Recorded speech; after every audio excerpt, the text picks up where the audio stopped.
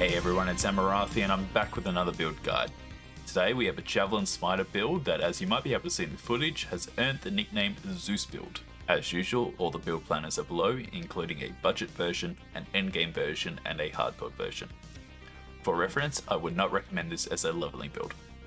The build uses our trusty chance to cast Smite on throwing hit idols, which you may be familiar with from the popular Hammerden or Chill Throw builds. Except this time round, we're going to be using a lightning infused Javelin. The other key aspect of the build is the new necklace Devotion. Devotion gives Smite 1 adaptive spell damage per 5 missing mana, so we'll be stacking a whole heap of mana to pump up our Smite. The goal will be to tank our mana as much as possible, and to do so we'll be keeping Holy Aura and Sigils of Hope on autocast. If you're unfamiliar with autocast, I'll post a quick how-to guide in the description below.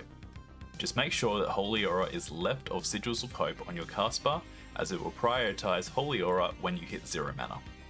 For Smite, we'll be further increasing its damage by taking the 250% more damage node Sacrifice. We will convert Smite into Lightning with Order of Lagon to gain some nice lightning damage specific bonuses in the build. Unbalanced Scale will cast Lightning Bolt at 3 additional targets to help with our AoE.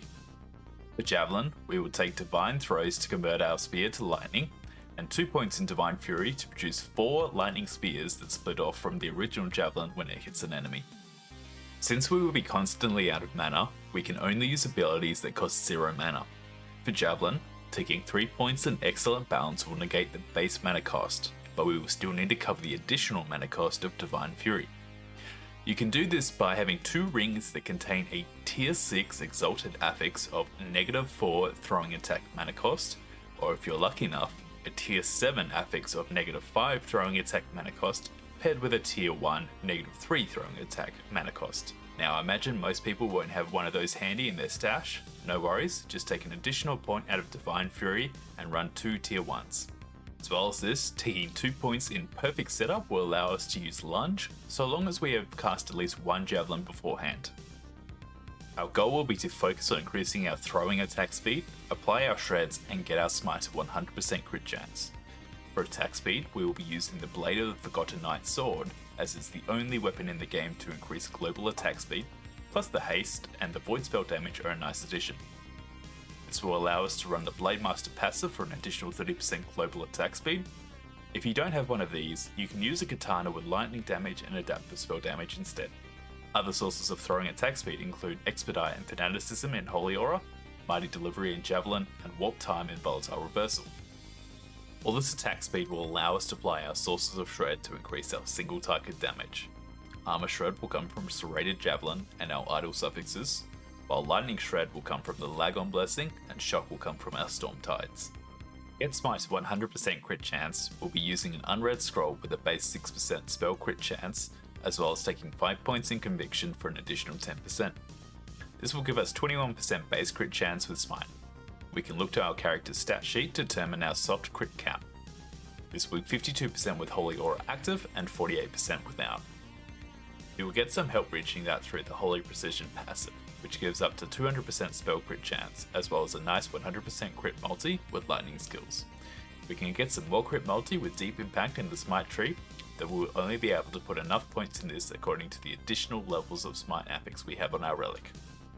For offensive affixes on our gear, we'll be prioritizing level of Smite on our relic, spell critical chance until 48% given that you have a 6% unread scroll, throwing attack speed, added mana, increased lightning damage or increased spell damage, critical strike multiplier, increased mana or attunement, and mana regen.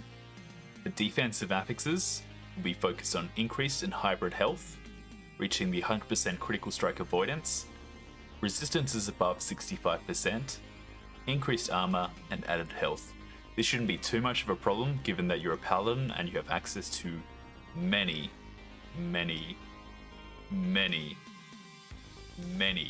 skills and passives that give you defense stats.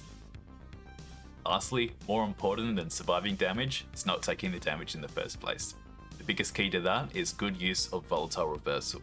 This can be a pretty tricky ability to use when you're starting out, but once you get the hang of it, can be extremely powerful. I take both Timeless Wisdom and Timeless Vitality, reduce the cooldown to sub 2.4 seconds. It also gives a nice little buff to your damage, by using volatile reversal near an enemy to increase their damage taken by 30%. If you're just using this ability for the first time, I would only recommend putting 1 point into Ancient Reversal. This will give you a 3-second loop which times out nicely with your cooldown. For all you arena and hardcore players, I would recommend running Shield Throw over Javelin. It's just as good, if not better than Javelin, but I felt it didn't really fit the theme of the build and was overall a little less fun to play. There you go. As mentioned earlier, all the build planners are in the description for the full detail. You can catch me playing this build and more on Twitch as I stream most nights. That's twitch.tv/Amarathi. Well, that's all for now. Till next time.